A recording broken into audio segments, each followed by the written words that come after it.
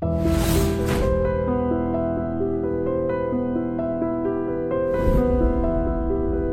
పెళ్ళైన తర్వాత ఎక్కడెక్కడ తిరిగారండి పార్టీ ఆదేశాల మేరకు?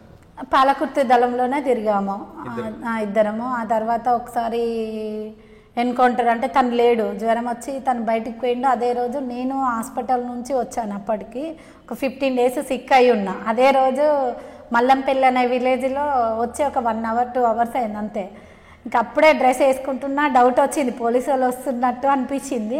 చెప్తే మా వాళ్ళు ఎవరు నమ్మలేదు. ఏం లేదక్క, నువ్వు బయటికి వచ్చినావు కాబట్టి నీకు అట్లే ఉంటుంది, ఎవరిని చూసినా పోలీసు వాళ్ళు అనుకుంటావు అన్నారు. అంటే నాకు ఏదో డౌట్ తోటి అందరు పడుకున్నారు, నేను పడుకోలేదు.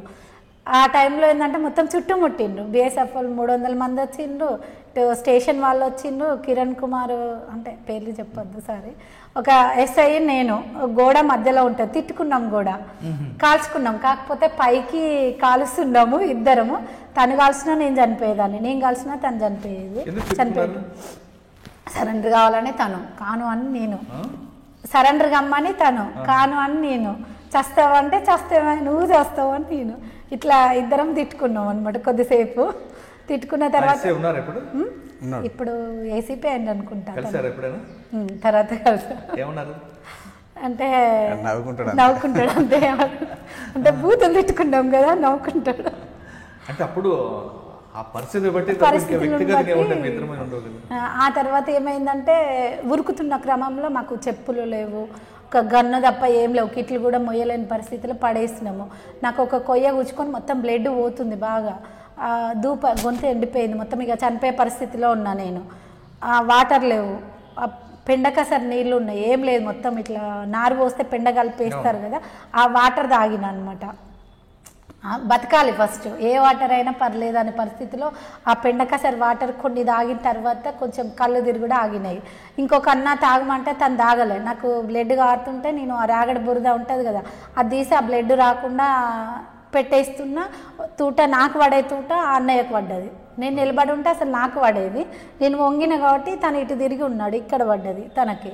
ఆ తూట పడ్డప్పుడు కూడా తనని 1 kilometer దూరం గుంజుకపోయిన తర్వాత రాలేని పరిస్థితి. మాకు అన్ని ఇట్లా రాసుకుంటూ వెళ్తున్నాయి, తూటాలు ఈపులో మొత్తం ఇట్లా వెళ్తున్నాయి. అందరు ఉరికిండ్రు. ఒక అన్న నేను ఇద్దరమే లాస్ట్ అయిపోయినాం. ఆ ఇద్దరం కలిసి మొయ్యలేని పరిస్థితిలో ఉన్నాము. అతన్ని వదిలేసి అతని తుపాకీ అవి తీసుకొని కొద్ది దూరం పోయినాం. మాకు చెప్పులు లేవు, మొత్తం ఇంత పొక్కులు వచ్చి ముండ్లు గుచ్చి బ్లడ్ కారుతుంది కాళ్ళకి. కొద్ది దూరం పోయిన తర్వాత ఒక మోదుగ చెట్లు ఉన్నాయి, మోదుగ ఆకు తీసి దాన్ని నార తీసి కాళ్ళకు కట్టుకున్నాం. అంటే ఇక అసలు నడవలేని పరిస్థితి అనమాట. అట్లా ఏంది, కట్ట మీదకి వెళ్ళి ఒక కట్ట ఉంటుంది, అక్కడికి వెళ్ళి చూస్తే తనని పట్టుకొని మేము చూస్తుండగా కాల్చి చంపిండ్రు.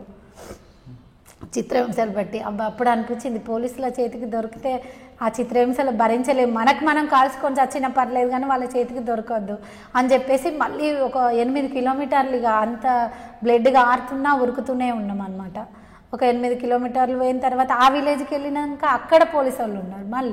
మళ్ళీ ఏం చేయాలనో తెలియదు. మళ్ళీ అక్కడ నుండి ఇంకొక విలేజ్కి వెళ్ళినాం.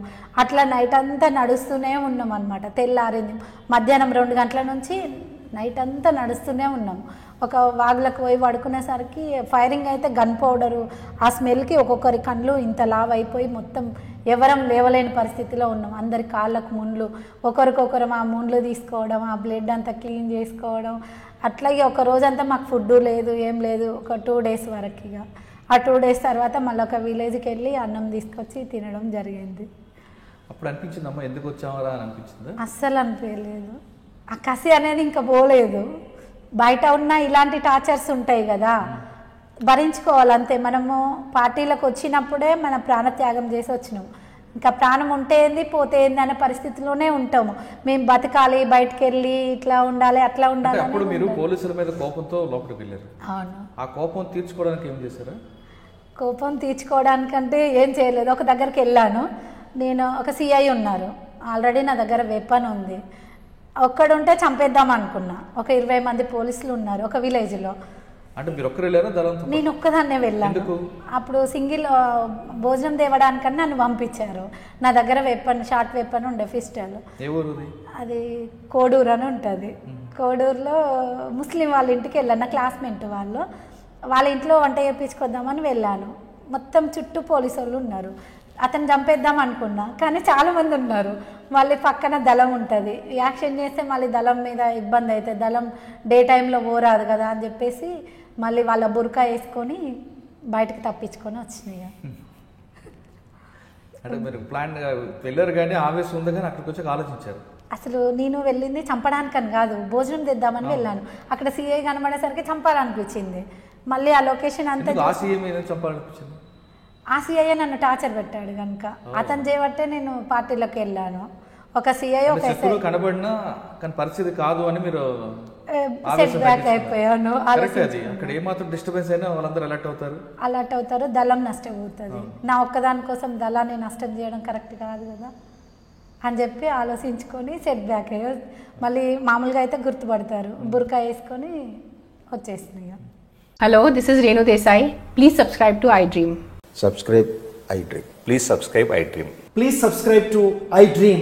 For more videos, subscribe iDream. Hi, this is Revati Chaudhary. For more videos, please subscribe iDream. For more videos, please subscribe iDream. మీరందరూ కూడా iDream ఛానల్ని సబ్స్క్రైబ్ చేయాలని కోరుకుంటున్నాను. I'm Sucharita, Home Minister of Andhra Pradesh. For more videos, subscribe iDreams.